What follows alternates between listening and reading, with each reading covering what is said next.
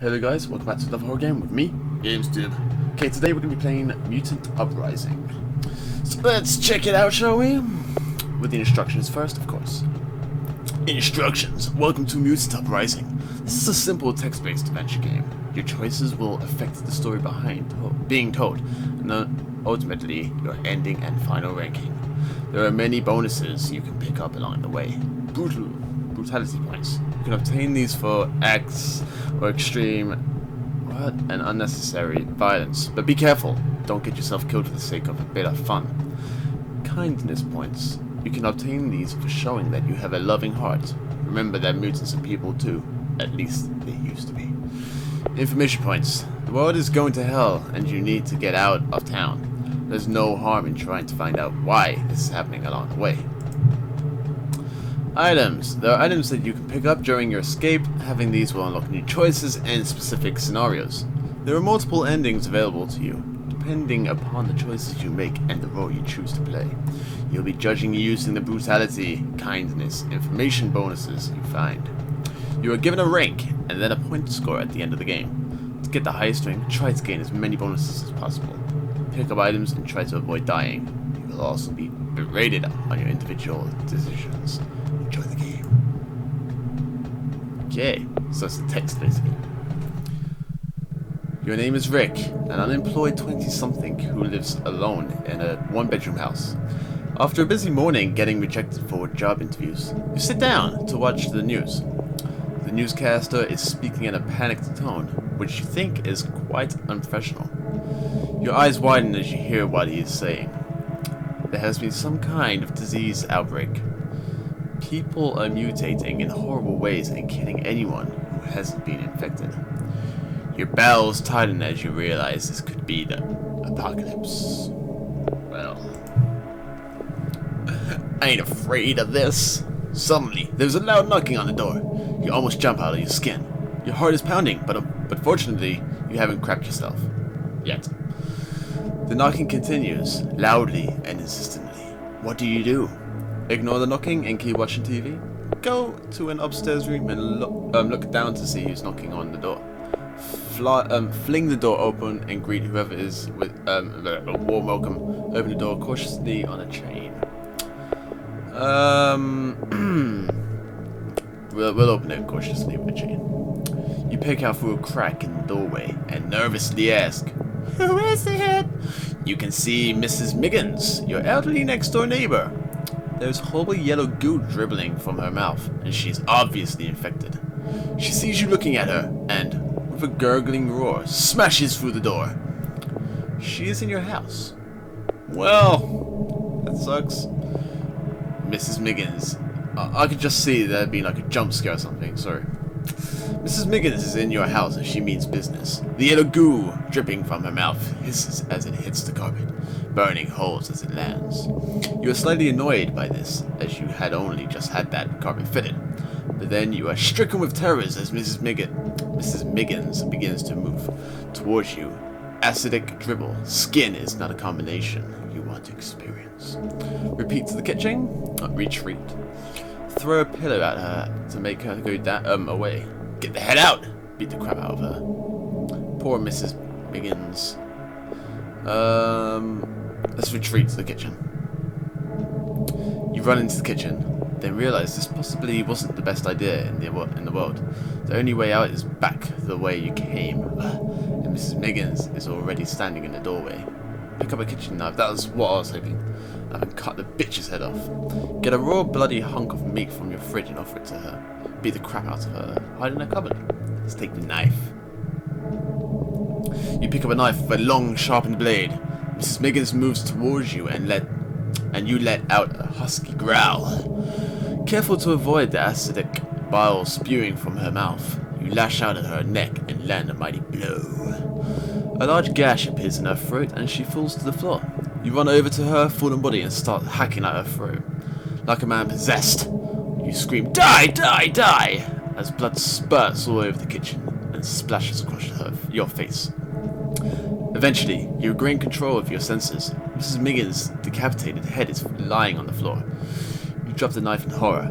You didn't realize you were capable of such brutality. Still shaking, you decide to get the hell out of your house. Brutality! You head out of your house, only pausing to pick up a rucksack from your shed. You have a feeling it will come in handy. You need to find somewhere to hide out. Where do you go? Head into the town centre, head into the open countryside. Ooh. That's a tricky one, because in town there's obviously going to be piled up people. Fuck it, let's do it! You enter the town centre and are terrified by what you see. Mutants are everywhere and they are killing people. Left, right, and centre. Hideous freaks. Worse than in horror movies that you have ever seen.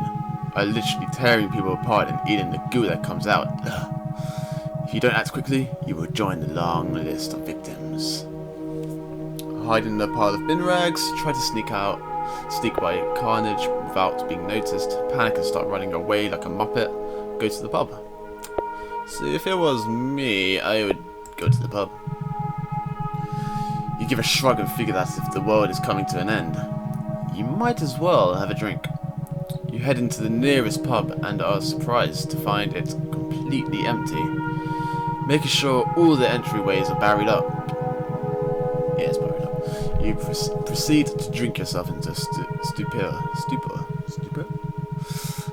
When you wake up later that night, everything is quiet.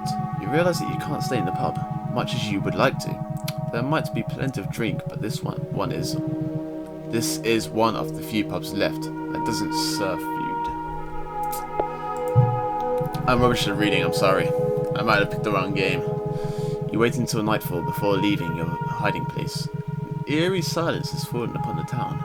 More importantly, you are hungry. As you head back into the town centre, your empty stomach lurches at the sight you come across. The main street is drawn with bodies. None of them appear to be moving. Creep through the bodies, trying not to step on anything. Take the long route around, avoiding the bodies altogether. Run through the bodies as fast as possible. Let's take the long route. It takes a little longer, but you're not going to risk your life unnecessarily. You are hungry, so decide to go to the supermarket to get some grub.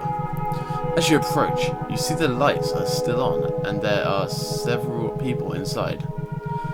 Just as you enter, however, you realise that every single one of them is a mutant. Damn it! Grab a shopping trolley, get a shopping bag, pretend to be a mutant. You have a sudden urge to go to the toilet. Pretend to be a mutant. You figure that zombies are more or less the same thing as mutants. Besides, they got away with it and Shaun of the Dead. Ha ha ha! Didn't they? These mutants obviously have never seen that movie. They turn their attention away from shopping for a moment to catch some live food. No!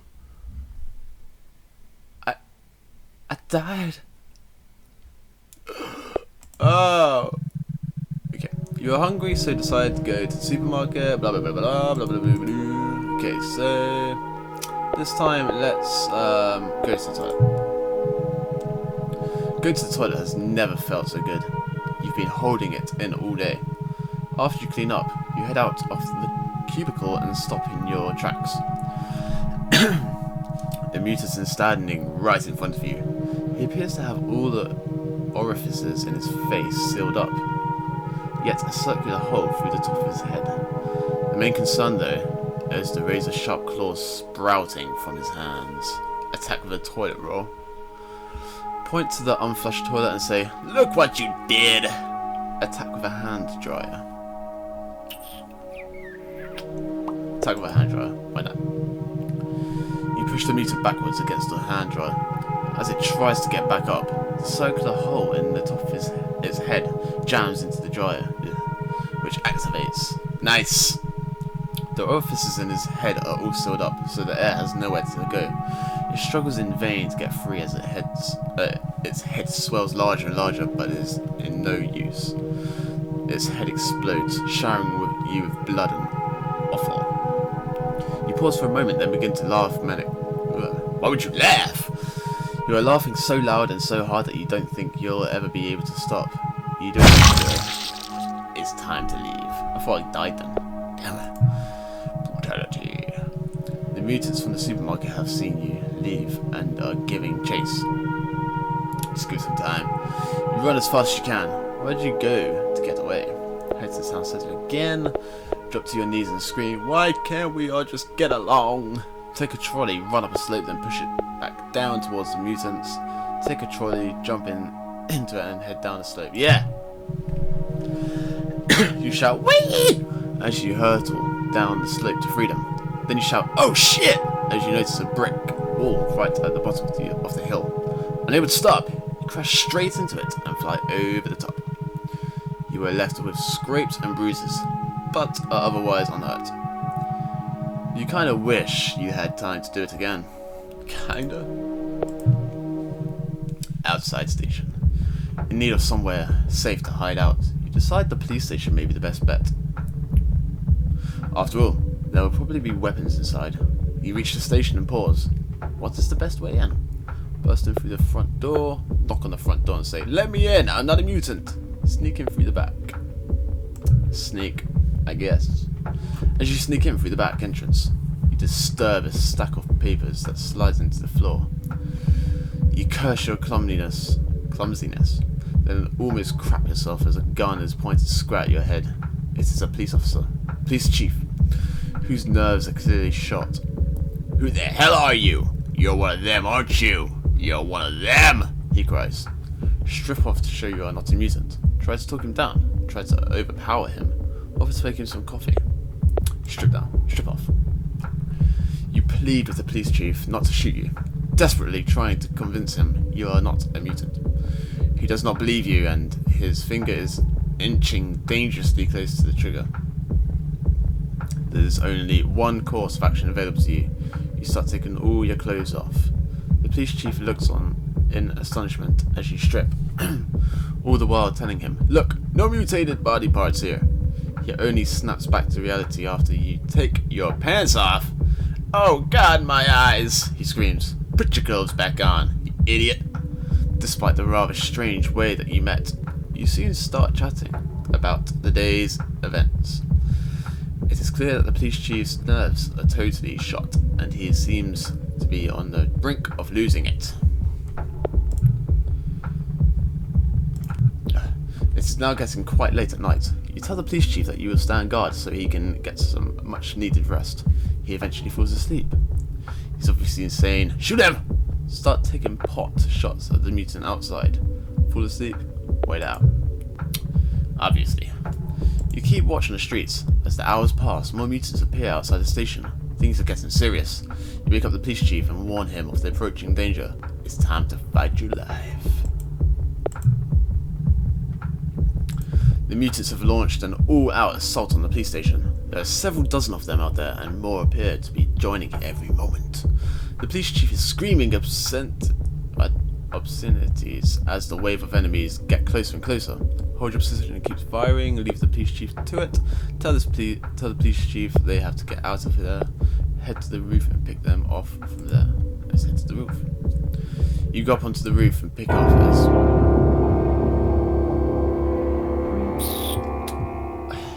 accepting your fate, you stretch your arms out in a Jesus Christ pose and fall backwards off the roof. Well, that wasn't so good. Okay. No, we're not going for this again. Come on.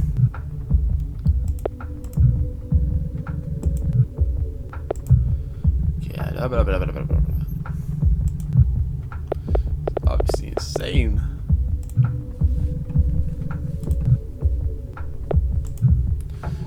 Okay, so this time, I think we will tell the police chief they have to get out of there.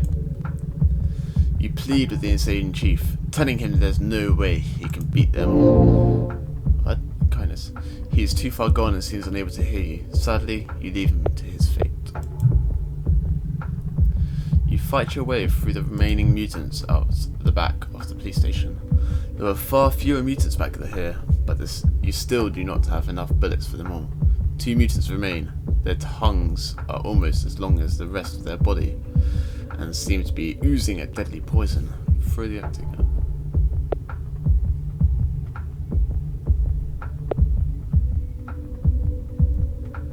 Yeah, let's throw the gun up. The gun hits one of them. She picks it up and looks at it, seemingly entranced by its shininess. The other mutant is not so interested, however, and its tongue shoots out and wraps itself around your body. Oh no. The poison quickly takes effect and you lose consciousness as the mutant proceeds to swallow you whole. That fat bastard. Okay guys, I'm going to stop it right here. I hope you guys have enjoyed. It's quite interesting, but there will be a part 2. If you did like it, hit me a like. Please share with all your friends and family and whatnot on everything. Leave me some feedback in the comment section, and please subscribe, and I'll see you guys in the next video. Bye bye.